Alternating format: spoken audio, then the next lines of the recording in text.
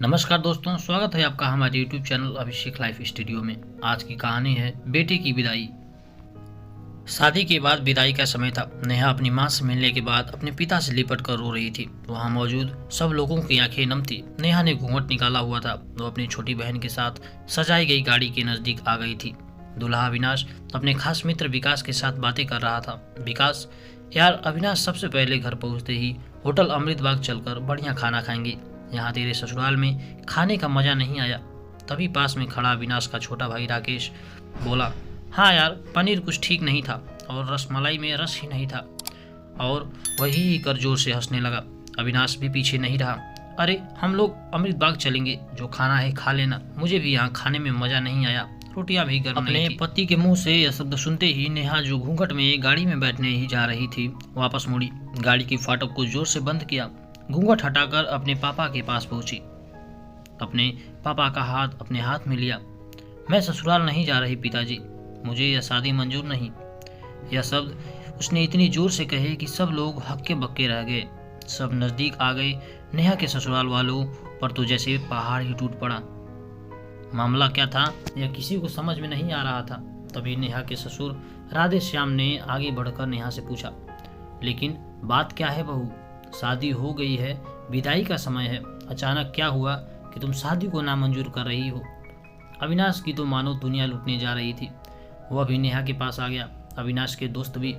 सब लोग जानना चाहते थे आखिर ऐन वक्त पर क्या हुआ कि दुल्हन ससुराल जाने से मना कर रही है। नेहा ने अपने पिता दयाशंकर जी का हाथ पकड़ रखा था। नेहा ने अपने ससुर से कहा, बाबूजी, मेरे माता पिता अपने सपनों को मारकर हम बहनों को पढ़ाया लिखाया व काबिल बनाया है। आप जानते हैं एक बाप के लिए बेटी क्या मायने रखती है। आप व आपका बेटा नहीं जान सकते, क्योंकि आपकी कोई बेटी नहीं है। नेहा रोती हुई बोले जा रही थी, आप जानते हैं मेरी शादी के लिए व शादी में बारातियों की आवभगत में कोई कमी न रह जाए, इसीलिए मेरे पिता पिछले 1 साल से रात को 12-1 बजे तक जाग कर मेरी माँ के साथ योजना बनाते थे। खाने में क्या बनेगा, रसोइया कौन होगा। पिछले 1 साल में मेरी माँ ने नई साड़ी नहीं खरीदी, क्योंकि मेरी शादी में कमी न रह जाए।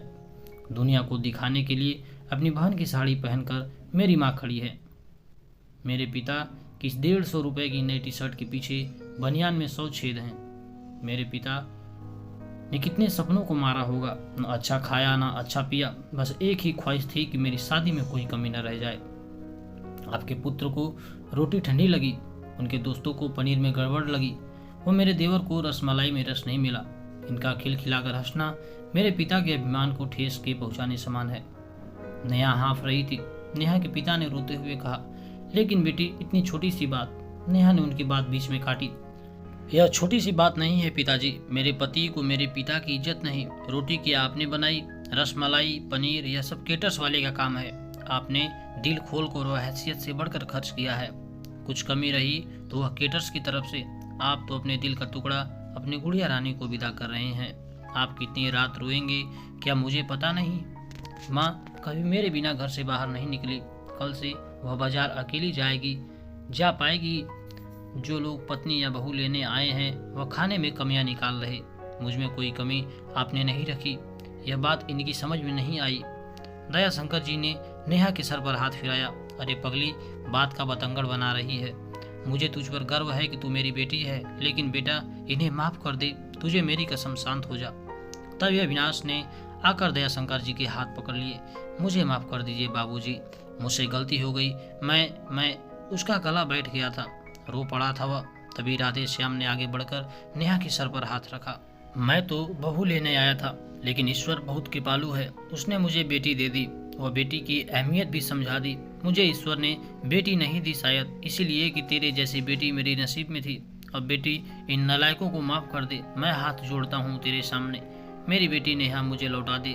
और दयाशंकर जी ने सचमुच हाथ जोड़ दिए। वह नेहा के सामने सर झुका दिया। नेहा ने अपने ससुर के हाथ पकड़ लिए। बाबूजी, राधे श्याम ने कहा। बाबूजी नहीं, पिताजी। नेहा भी भावुक होकर राधे श्याम जी से लिपट गई थी। दयाशंकर जी ऐसी बेटी पाकर गौरव की अनुभूति कर रहे थे। नेहा अब राजी खुशी अपने ससुराल रवाना हो गई थी।